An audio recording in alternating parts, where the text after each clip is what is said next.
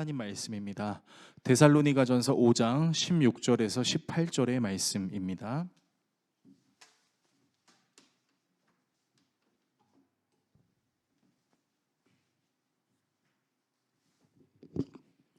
신약 성경 333페이지 내지는 334페이지에 있는 데살로니가전서 5장 16절에서 18절의 말씀.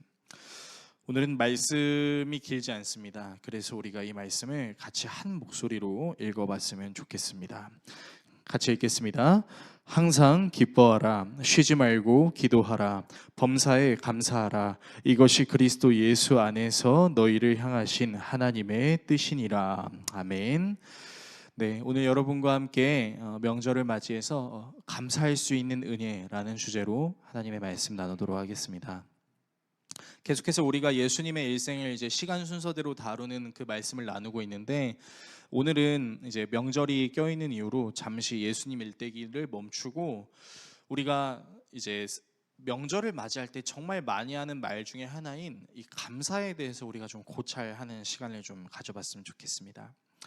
새해를 맞이해서 사람들이 사랑하는 가족들이나 친구들 그리고 함께하는 사람들에게 항상 이렇게 이야기합니다. 신정이나 고정이나 다 이렇게 얘기하죠. 새해에 복 많이 받으세요 라고 얘기합니다. 그러니까 복을 적게 받으라는 얘기를 하지도 않고 적당히 받으라는 얘기도 하지 않고 많이 받으라 그래요. 그러니까 이 축복을 싫어하는 사람은 없을 겁니다. 그리고 이 축복의 내용에는 여러 가지가 담겨져 있죠. 우리의 건강이 좋았으면 좋겠습니다. 우리의 물질이 부족하지 않았으면 좋겠습니다. 사랑하는 사람들과의 관계가 항상 행복했으면 좋겠습니다. 그리고 미래에 우리가 어떤 일을 맞이하게 될지 모르겠으나 그 미래가 탄탄대로로 형통했으면 좋겠습니다 라는 엄청나게 좋은 내용들로 축복합니다. 그래서 우리나라는요, 이런 축복을 담아서 장수하라는 의미의 긴 가래떡을 가지고 그 가래떡을 동전 모양으로 썰어서 마치 돈의 형상같이 만들어서 이제 떡국을 만들어 먹죠. 그래서 여러분, 우리가 새해 떡국을 먹는 이유는요, 오래 사세요, 많이 물질을 누리세요 라는 축복으로 떡국을 먹어요. 떡국만 먹습니까? 그렇지 않죠. 이제 어른들께 세배를 드립니다. 새해 복 많이 받으세요. 축복을 기원하는 마음으로 세배를 하고, 어른들은 자녀들 또는 손주들에게 이제 덕담을 해주시기도 하고, 또 덕담과 더불어 이제 황금색 색깔을 띤 이제 종이도 꺼내서 같이 주시기도 합니다. 그런데 이렇게 서로 축복하고 좋은 것을 나눠주면서 늘 좋은 일만 생기면 참 좋으련만 우리가 살고 있는 현실은 딱히 그렇진 않은 것 같아요. 정말 좋은 일이 일어나기를 바라는 마음으로 열심히 살고 실수하지 않으려고 하고 대비하려고 합니다. 그런데 이렇게 열심히 살아도 우리는 우리도 모르게 실수를 하는 경우가 있고, 우리의 실수가 전혀 관여되지 않은, 나는 아무런 잘못이 없는데도 불구하고 정말 내가 예상하지 못했던 상황이나 환경이 펼쳐지기도 합니다. 그리고 쉬는 시간은 왜 이렇게 빨리 가는지, 내일까지 우리는 설을 보내지만 화요일이 되면 우리는 또다시 출근해야 되는 우울함을 겪을 수도 있는 거죠. 그래서일까요? 오늘 말씀은 어쩌면 우리에게 도대체 이걸 뭐 어쩌라는 거야 라는 생각이 들게 만드는 참 힘들고 어려운 말씀 같습니다. 여러분, 어떻게 항상 기뻐할 수 있을까요? 어떻게 항상 쉬지 않고 기도할 수 있을까요? 그리고 어떻게 모든 상황에 항상 감사할 수 있을까요? 오늘 우리가 읽은 성경 말씀은 16절, 17절, 18절로 나뉘어져 있지만 고대사의 이 성경이 기록된 원어를 살펴보게 되면 이 문장은 한 문장입니다. 항상 기뻐하세요, 쉬지 말고 기도하세요, 범사에 감사하세요. 이게 한 문장이라는 거예요. 그런데 항상 기뻐할 수 있나요? 항상 기도할 수 있나요? 항상 감사할 수 있나요? 그렇지 않다라는 거예요. 여러분, 설날은 되게 좋은 날이기도 하지만 또 반대로 생각하면 되게 스트레스 받는 날이기도 합니다. 왜일까요? 어른들은 용돈을 얼마나 줘야 되나 고민합니다. 그리고 내 자녀가 나를 찾아와 줬으면 좋겠는데 안 오면 안 오는 대로 기분이 별로 좋지 않아요. 시댁을 먼저 가야 되나 친정을 먼저 가야 되나 이것도 고민이 됩니다. 그리고 또 이제 찾아가서 이제 그동안 못 봤던 내 자녀들, 내 손주들 궁금하니까 이제 안부를 물어요. 정말 궁금해서 묻는 거예요. 이렇게 대학 입시 준비는 잘하고 있니? 취업 준비는 잘하고 있니? 연애는 하고 있니? 결혼은 준비하고 있니? 하면은 정말 궁금해서 묻는 말인데 스트레스를 받는다는 거죠. 좀 그런 말 안 들었으면 좋겠는데. 그러니까 이제 명절에 젊은 세대가 가장 크게 느끼는 스트레스들 중 하나가 바로 이런 거라는 거죠. 나도 해결하지 못하는 문제를 가리켜서 이제 물어보는 것까지는 이해할 수 있는데 물어보는 것을 넘어서서 거기서 이제 속된 말로 이제 꼰대질을 하시는 거죠.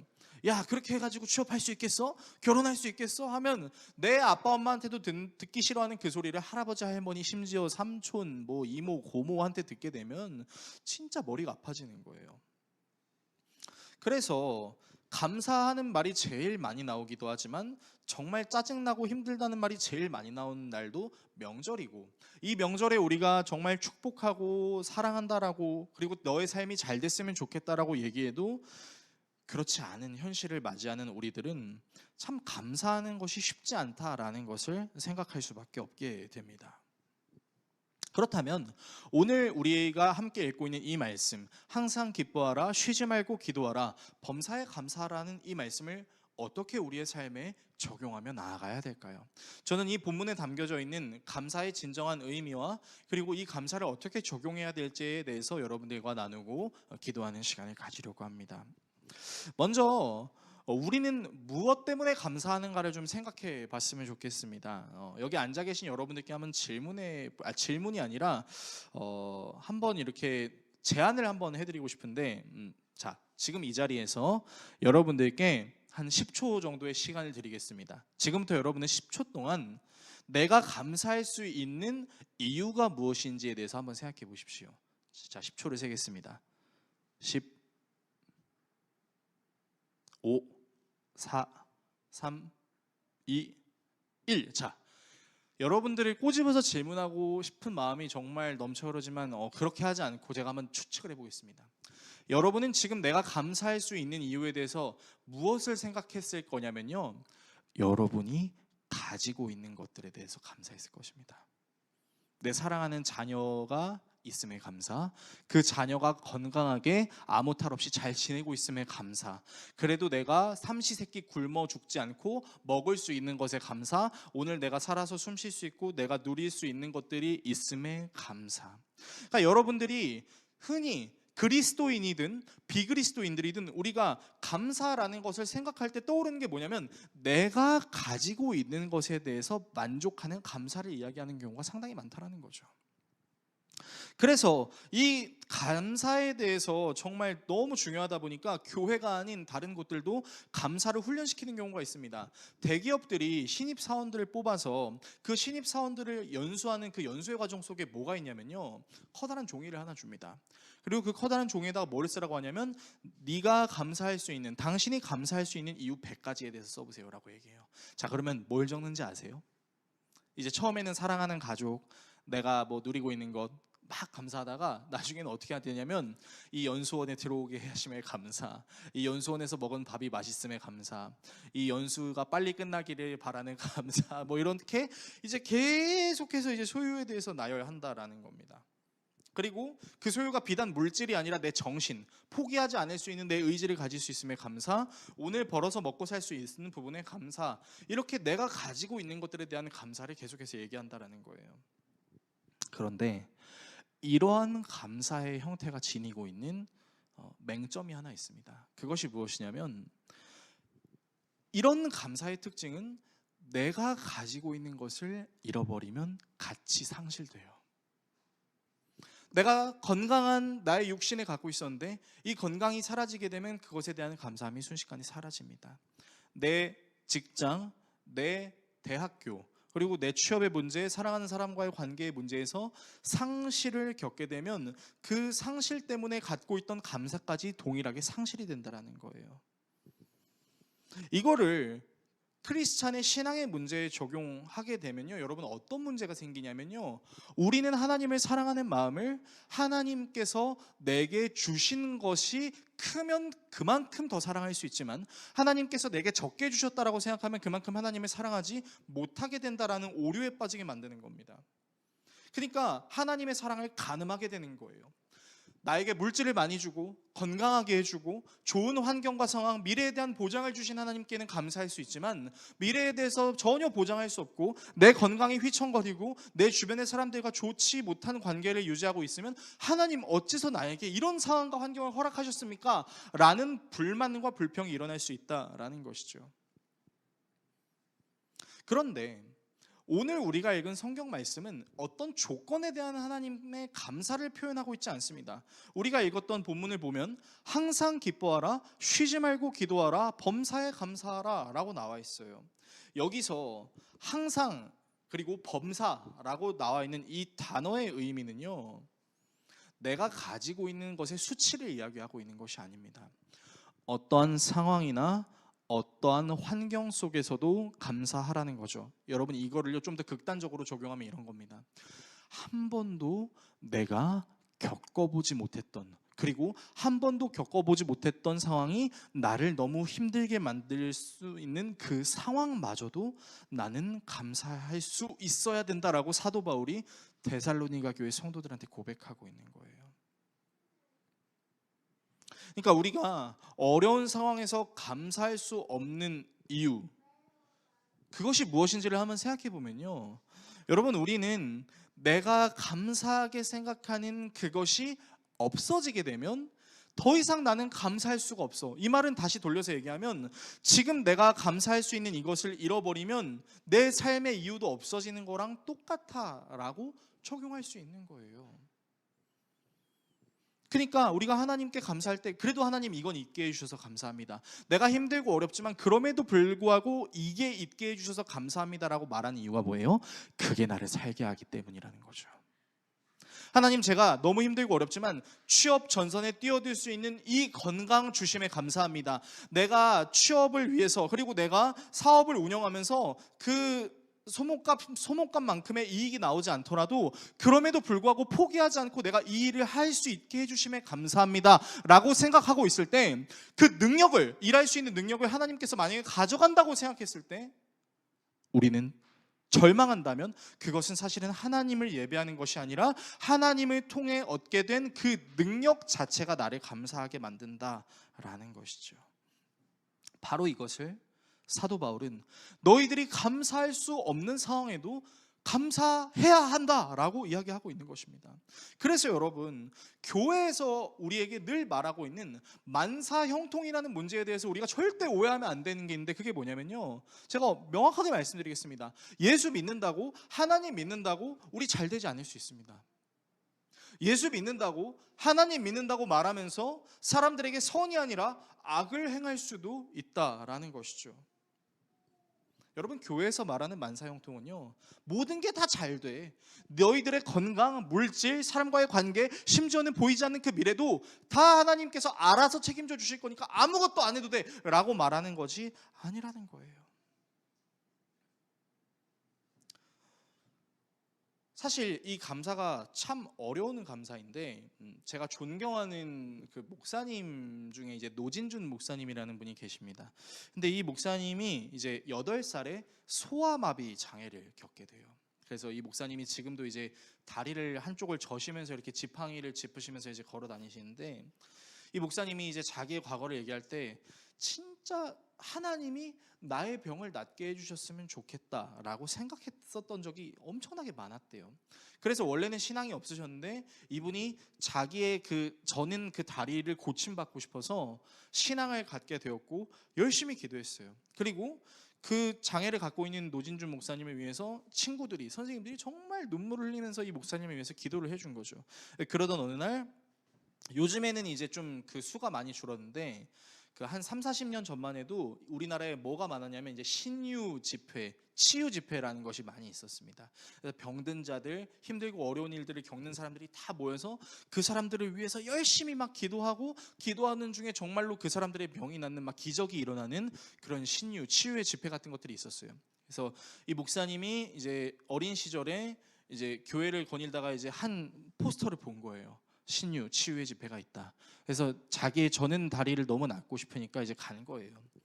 그래서 이제 집회에 갔는데 여러 목사님들이 나오셔서 이제 병을 앓고 계신, 장애를 앓고 계신 분들이 이렇게 무릎을 딱 꿇고 있으면 목사님들이 가가지고 그분들의 머리에 안수를 하면서 기도를 하는데, 그냥 기도를 하는 게 아니라 눈물을 흘려가며 콧물을 흘려가며 땀을 흘려가며 막 땀을 뻘뻘 흘리면서 기도를 하는 겁니다. 그래서 이 노진준 목사님이 감동을 받았대요. 내 이 힘들고 아픈 부분을 위해서 정말 공감하면서 기도해 주시는구나. 진짜 고맙다. 자, 그런데 그렇게 기도를 받고 나서 이어지는 그 신유 집회, 치유 집회 목사님의 설교가 노진준 목사님의 마음을 완전히 상하게 했습니다. 그게 뭐였냐면, 여러분, 하나님께서는 반드시 여러분들의 모든 기도의 제목을 들어주십니다 라는 말이 이 목사님께 엄청난 상처가 된 거예요. 왜요? 열심히 기도해도, 열심히 하나님을 부르짖어도 절고 있는 이 다리가 낫지 않았기 때문이죠. 그래서 집회가 끝나고 이 목사님이 어린 마음에 너무 화가 나서 설교를 하신 그 목사님을 찾아갔습니다. 그래서 목사님께 얘기했어요. 목사님, 하나님은 정말 기도하면 다 들어주세요? 그럼 다 들어주시지. 아니, 다 들어주시는데 왜 이 내 다리의 장애는 하나님께서 안 낫게 해주세요? 제가 이 장애를 위해서 얼마나 기도했는지 목사님 알고 계세요? 막 울분을 토했답니다. 그랬더니 그 목사님께서 이런 얘기를 해주셨어요. 사도 바울에게도 육체의 가시가 있었다는 거 알고 있니? 네, 알고 있어요. 사도 바울이 그 육체의 가시를 위해서 3번이나 기도했다는 거 알고 있니? 그건 몰랐어요. 자, 그럼 하나님께서 그 기도를 들어주셨을까? 안 들어주셨을까? 잘 모르겠는데요. 그렇게 얘기하니까 이 말씀을 읽어주셨습니다. 고린도후서 12장 7절에서 10절의 말씀을 읽어드리겠습니다. 사도 바울이 고린도 교회 성도들에게 편지한 내용인데요. 내가 받은 엄청난 계시들 때문에 사람들이 나를 과대평가하는지도 모릅니다. 그러므로 내가 교만하게 되지 못하도록 하나님께서 내 몸에 가시를 주셨습니다. 자, 이 가시는 아마도 그때 당시에 의학으로는 치료할 수 없는 굉장히 심각한 병이었던 걸로 추정이 됩니다. 그것은 사탄의 하수인이라고 할 수 있는데, 그것으로 나를 치셔서 나로 하여금 교만해지지 못하게 하시려는 것이었습니다. 나는 이것을 내게서 떠나게 해달라고 주님께 3번이나 간청하였습니다. 그러니까 사도 바울이 자신을 괴롭히는 이 육체의 가시를 제발 낫게 해주세요 하고 간절하게 3번을 기도했다라는 거죠. 그러나 주님께서는 내게 이렇게 말씀하셨습니다. 내 은혜가 내게 족하다. 내 능력이 약한 데서 완전하게 된다. 다음입니다. 그러므로 그리스도의 능력이 내게 머무르게 하기 위하여 나는 더욱더 기쁜 마음으로 내 약점들을 자랑하려고 합니다. 그러므로 나는 그리스도를 위하여 병약함과 모욕과 궁핍과 박해와 곤란을 겪는 것을 기뻐합니다. 내가 약할 그때에 오히려 내가 강하기 때문입니다. 자, 사도 바울이 이렇게 고백했다라는 거죠. 무슨 말이냐면, 내게 육체의 가시가 있어요. 이 가시를 빨리 하나님 좀 빼주세요. 간절히 3번이나 기도했습니다. 그런데 그때 하나님께서 주셨던 응답이 뭐냐면, 내 은혜가 내게 족하다라는 것이었죠. 자, 여러분, 너무나 놀라운 사실이 무엇인지 아십니까? 사도 바울이 이 육체의 가시를 빼달라고 3번 기도하고 내 은혜가 내게 족하다라는 하나님의 음성을 들은 다음부터 더 이상 바울은 육체의 가시를 빼달라는 기도를 하지 않습니다. 그래서 그 목사님이 이 말씀을 읽어주면서 그 어린 노진중 목사님한테 이렇게 얘기한 거예요. 자, 바울이 3번이나 기도했어. 가시가 빠지지 않았어. 그런데 바울이 가시를 빼달라고 4번, 5번 기도했니? 아니요. 그러면 지금 바울은 기도의 응답을 받은 거니 안 받은 거니? 받은 거네요 라고 얘기하는 거예요. 근데 이 말씀이 그 어린 소아마비 장애를 겪고 있는 노진준 목사님에게 굉장히 은혜가 됐다라는 거죠. 그러니까 기도의 응답이라는 것이 내가 반드시 이루어졌으면 하는 것이 이루어지지 않더라도 네가 약한 그 상황에서 내가 너와 함께함으로 네가 강해질 수 있다라는 것을 노진준 목사님이 깨닫기 시작했어요. 그래서 목사님은 나는 기도의 응답을 받았다라고 지금도 성도들에게 간증하며 기도하며 살아가십니다.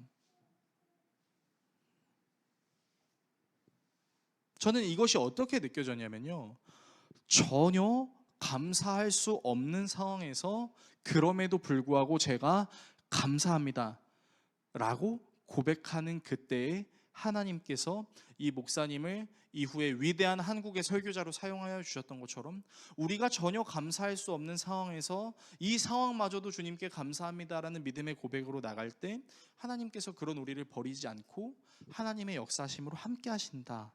그렇기 때문에 이제 우리는 감사할 수 있다라는 거죠.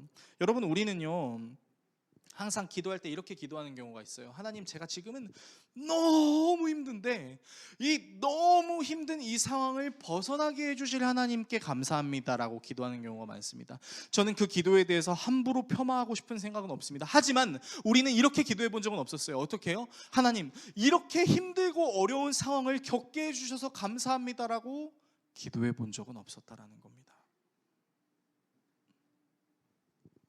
그런데 성경은 우리에게 너무 힘들고 어려운 그 상황이라서 감사합니다라고 말할 수 있어야 한다라고 가르친다라는 거죠. 저에게도 정말 감사할 수 없는 힘들고 어려운 일들이 참 많이 있었는데요. 우리 성도님들은 다 아시겠지만 저는 제 목 왼쪽에 약 6cm 내지 7cm 정도의 둘레가 되는 굉장히 큰 종양을 가지고 있습니다. 처음엔 이 종양이 암인 줄 알았어요. 얼마나 무서웠는지 아내가 자고 있을 때 옆에서 베개에 눈물을 적시면서 진짜 이러다 암이어가지고 죽게 되면 어떡하나 되게 두려워했었어요. 그런데 이제 대학병원에 가서 세포를 긁어내고 피 검사를 하고 여러 가지 CT와 검사들을 하면서 이게 암이 아닌 그 종양이라는 것을 이제 밝혀냈습니다. 그런데 문제가 하나 있어요. 뭐냐면요, 제 왼쪽 목에 있는 엄청난 크기의 이 종양이 신경세포에서 자란 종양입니다.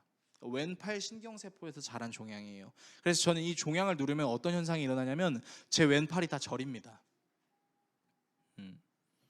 그래서 이 종양을 제거할 수 있나요? 라고 이제 선생님께 여쭤봤는데 선생님이 이래요. 성공률이 50%밖에 안 된대요. 만약에 이 수술이 잘못되면 전 왼팔을 다 잃어버리는 거예요. 그래서 이분이 이러는 거예요. 종양과 동행하셔야 될 것 같은데요 라고 얘기를 하는 거예요. 저는 지금도 엄청나게 큰 종양과 늘 동행하면서 살고 있습니다. 누르면 아파요. 피곤해도 쩌릿쩌릿합니다. 처음에는 이게 너무 싫었어요. 처음에는 왜 하나님께서 나한테 이런 고통을 주시는가? 라는 생각이 들었습니다. 처음에는 암이 아니게 해주셔서 감사합니다라고 기도했는데 그 기도가 다시 원망으로 바뀌는 건 순식간이에요. 근데 돌이켜보면 오히려 저는 이 종양 하나 때문에 나는 이 정말 크지 않은 종양 하나로 팔을 잃을 수도 있는 연약한 존재라는 사실이 너무 뼈저리게 느껴지게 되고 그 연약하기 때문에 그 연약한 나에게 하나님이 역사하실 수밖에 없다라는 것이 저에게 큰 감동으로 다가왔다라는 거죠. 왜요? 제 육신이 건강하고 제가 보장된 미래를 살고 있고 아무런 걱정 없이 살았다면 저에게 정말 하나님이 필요했을까라고 생각했을 때 저는 하나님을 안 찾았을 것 같아요. 그리고 그 하나님께서 모든 상황에 감사할 수 있는 은혜를 저에게 훈련시키셨다라고 저는 받아들이게 되었습니다. 그래서 여러분들께 권면드립니다. 여러분, 하나님께서 우리에게 말씀하시는 감사는요, 네가 원하는 그거를 내가 들어주면 감사하도록 해가 아닙니다.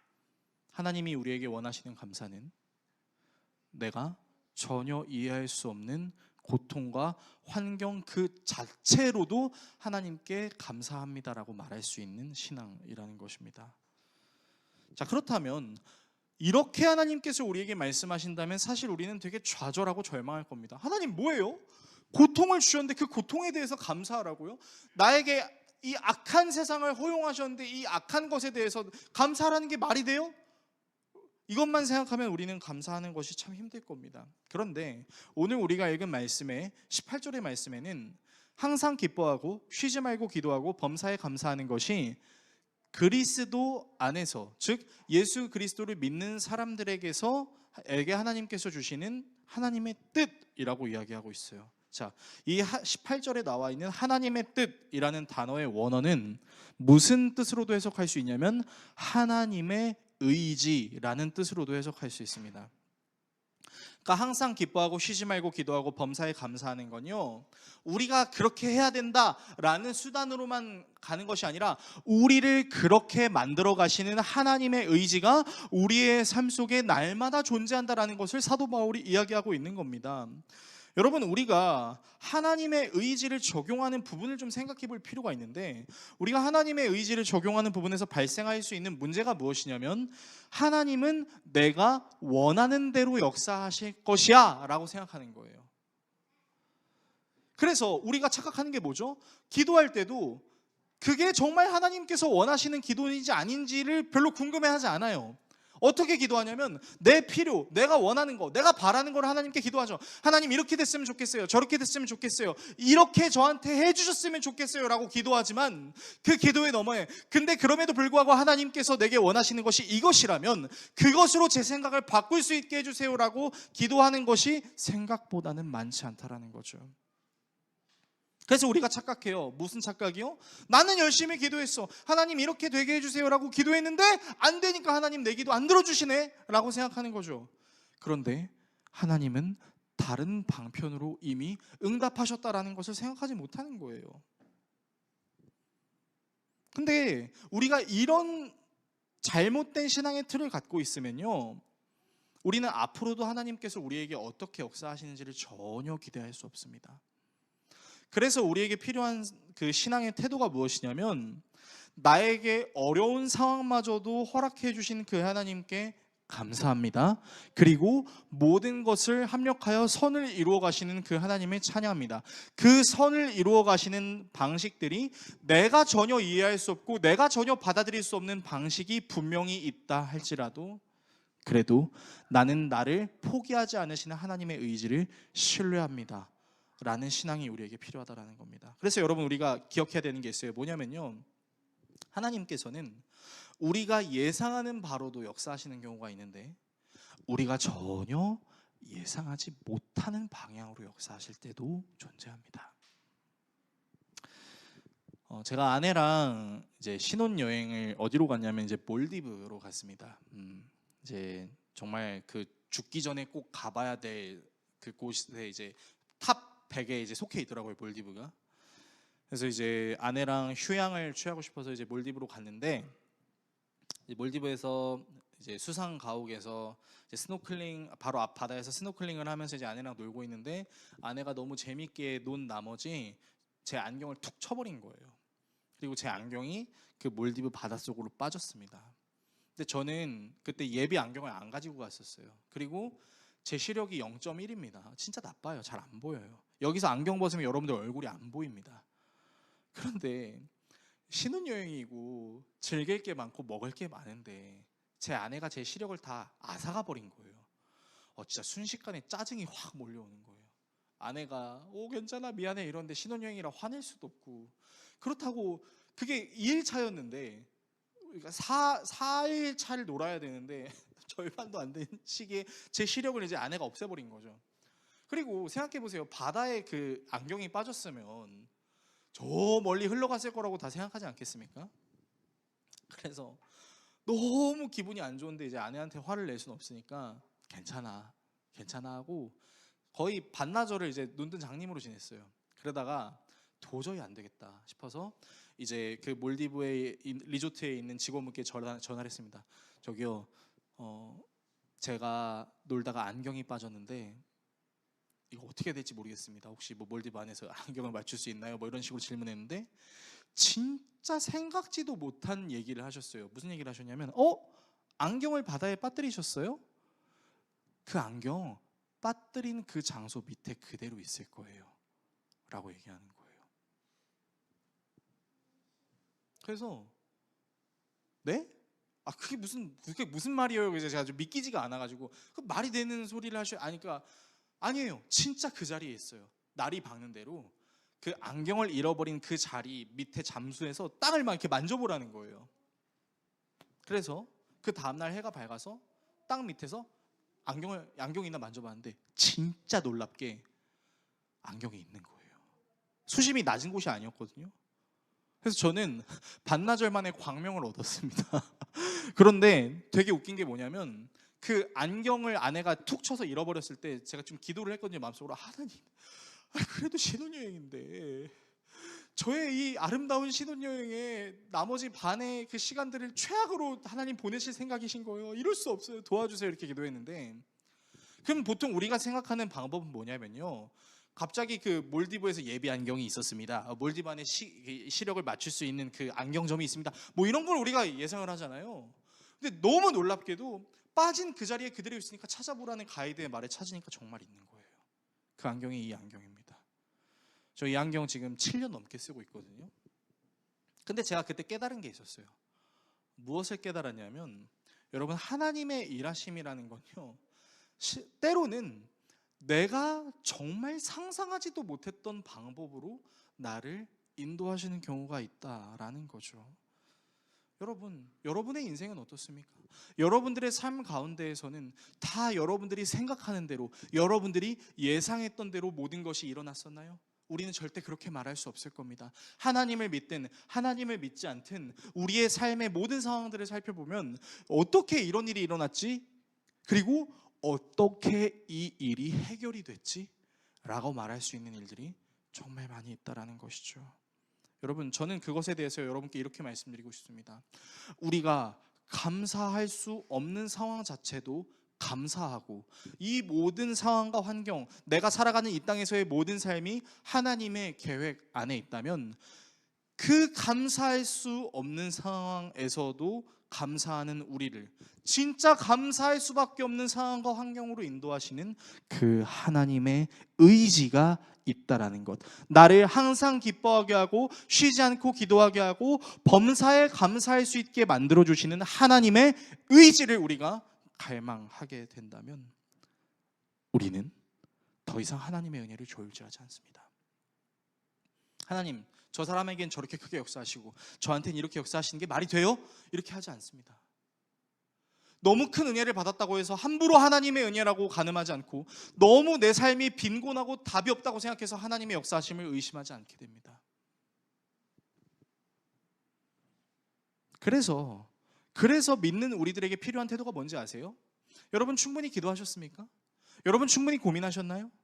A로 가야 되는지 B로 가야 되는지, 내가 이 일을 해야 되는지 저 일을 해야 되는지 여러분 고민하십니까? 고민이 될 겁니다. 어떤 방향을 선택해야 덜 손해를 받고 더 이익을 얻을 수 있을지에 대해서 우리는 항상 고민할 겁니다. 그러나 하나님은 우리에게 A로 가라 B로 가라라고 얘기하시지 않는다는 거죠. 뭐죠? A로 가든 B로 가든 그곳에서 감사하는 일을 겪든 감사할 수 없는 일을 겪든 우리를 향하신 그 하나님의 의지를 우리가 믿는 믿음이 있다면,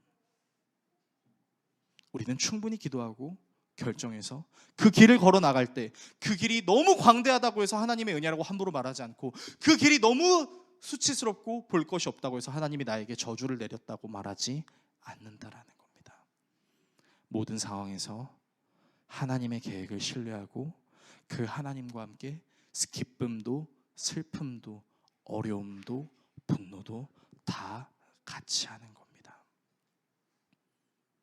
여러분은 새해를 맞이해서 다짐한 것들이 분명히 있을 겁니다. 2024년에는 내가 이렇게 살아야지, 저렇게 살아야지, 이 목표를 이루어야지. 저는 여러분들의 그 목표가 꼭 이루어졌으면 좋겠습니다. 그러나 그 목표가 이루어지지 않았다고 해서 하나님을 저울질하지 마십시오. 그 목표가 너무 크게 이루어졌다고 해서 하나님이 나에게 크게 역사하셨어라고도 말하지 마십시오. 모든 상황에 하나님은 나와 함께 하신다라는 것을 믿음으로 선포하고, 충분히 기도하고 고민했다면 그 길을 달려나가시고, 그 길을 달려나가는 가운데 여러분에게 능력 주시는 그 하나님과 함께 하시는 여러분 모두가 되시기를 예수 그리스도의 이름으로 축원합니다. 설교를 정리하겠습니다. 여러분, 우리는 모든 상황을 정의 내릴 수 없는 연약함을 가지고 있습니다. 사람의 생각이 다각도예요. 우리는 3D, 3차원, 2차원을 넘어서 3차원의 삶을 살고 있습니다. 아주 재밌는 게, 코로나 때문에 정말 많은 사람들이 힘들었지만 의외로 코로나 때문에 평생을, 심지어 5만 원짜리를 가지고도 코를 풀어도 살아남을 수 있는 사람들도 존재했습니다. 그러면 코로나가 그 사람에게는 저주이지만 5만 원짜리로 코를 풀어도 되는 사람에게는 은혜입니다. 여러분, 인간의 연약함이 분명합니다. 우리는요, 모든 것의 옳고 그름에 대해서 함부로 정의 내릴 수 없는 연약한 존재입니다. 그래서 함부로 저 사람은 이런 사람이야 라고 판단해서도 안 되고, 나는 이런 사람이야 라고 함부로 자신해서도 안 되라는 것이죠. 우리는 모든 것에 해석하는 기준을 가지고 있지만 그 기준이 완전하지 않다라는 것을 우리조차도 알고 있습니다. 심지어는 믿지 않는 사람들도 알고 있습니다. 그래서 여러분, 이 세상의 일도 우리가 이해할 수 없는데 하물며 우리가 그 크고 광대하신 하나님을 어떻게 다 이해할 수 있을까요? 저는 정말 이해가 안 되는 사랑이 있습니다. 저는 예수님의 사랑이 정말 이해가 안 됩니다. 왜 이해가 안 되냐면요, 만약에 제가 이스라엘 백성이었잖아요. 그러면 하나님께서 저를 사랑하시는 방식은요, 예수 그리스도가 이 땅에 내려오는 게 아니었어요. 우리를 지배하는 저 로마 군대에 하나님께서 벼락을 빵 내리치시고 나에게 하나님의 군대를 보내주시고 사람을 보내주시고 물질을 보내주셔서 저 로마를 다 없애고 다시 다윗과 솔로몬의 부강했던 그 이스라엘의 모습대로 우리를 회복시켜주는 게 하나님의 은혜죠.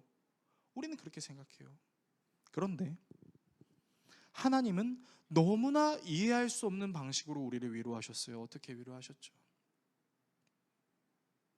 영원히 죽을 수밖에 없는 우리의 죄의 문제에 대해서 그 모든 죄의 문제를 하나님의 아들이신 예수님에게 사람의 옷을 입히시고 죽게 하셨습니다. 그래서 여러분, 이 예수님이 이 땅에 내려오실 때의 모습이 얼마나 초라한지 알고 계십니까? 여러분, 말밥통에서 태어나셨어요. 우리 시대의 말밥통에서 사람이 태어났다고 한번 생각해 보십시오. 놀랄 노자입니다. 큰일 납니다.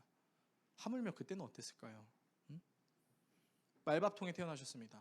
하나님이신 예수님이 사람들의 조롱을 받으시고 침뱉음을 받으시고 찔리시고 고통을 당하셨죠.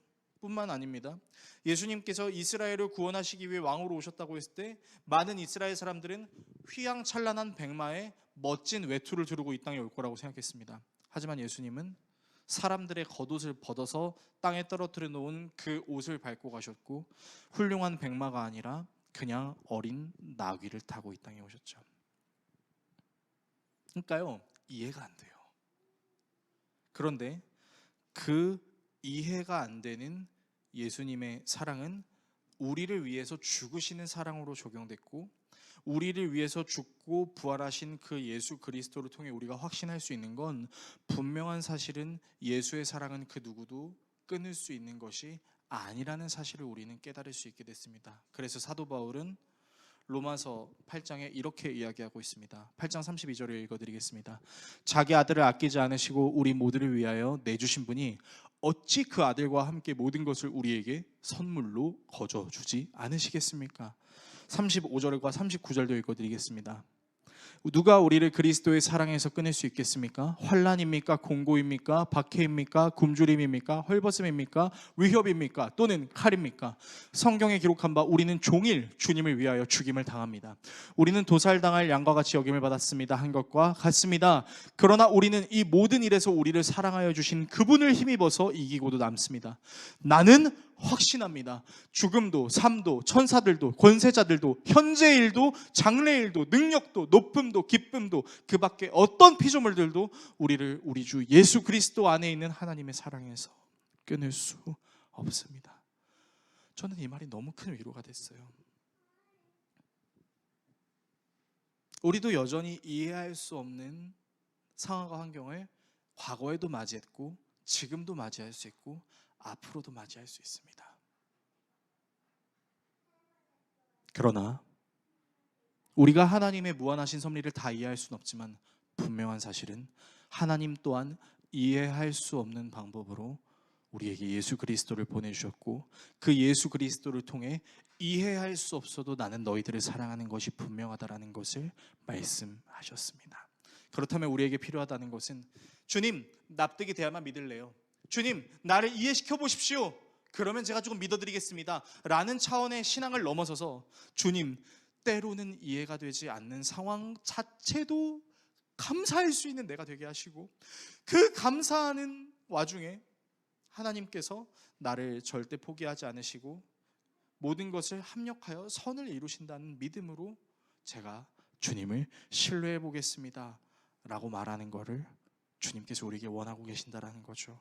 그래서 여러분들께 감히 권면드리겠습니다. 여러분, 지금 여러분들이 겪는 고통이 결코 가볍다고 생각하지 않습니다. 지금 여러분들이 겪는 어려움이 누구나 다 겪는 어려움인데 뭐 그런 것 같고 어려워라고 함부로 폄하하지 않겠습니다. 그러나 여러분들이 어려움을 겪고 있다고 해서 그게 하나님이 없다라는 이유를 반증할 만한 증거는 되지 않을 것입니다. 여러분들이 이해할 수 없는 상황을 맞이하신 것처럼 이해할 수 없는 방법으로 주님은 우리에게 오셨기 때문입니다. 그리고 이해할 수 없는 그 방법을 우리가 믿을 때 하나님의 역사가 우리의 눈에 보이는 것처럼 우리가 감사할 수 없는 상황을 만났을 때 하나님의 은혜로 감사함을 결단하게 된다면 여러분들의 삶을 선하신 하나님의 길로 인도해 주시는 하나님의 의지가 여러분들의 눈으로 보이고 여러분들의 귀로 들리는 그 은혜가 반드시 나타날 것입니다. 이 은혜를 사모하는 마음으로 오늘 하나님 감사합니다. 내일 하나님 감사하겠습니다. 앞으로도 하나님 날마다 감사하게 하여 주십시오라고 고백할 수 있는 저와 여러분 모두가 될 수 있기를 예수 그리스도의 이름으로 축원합니다.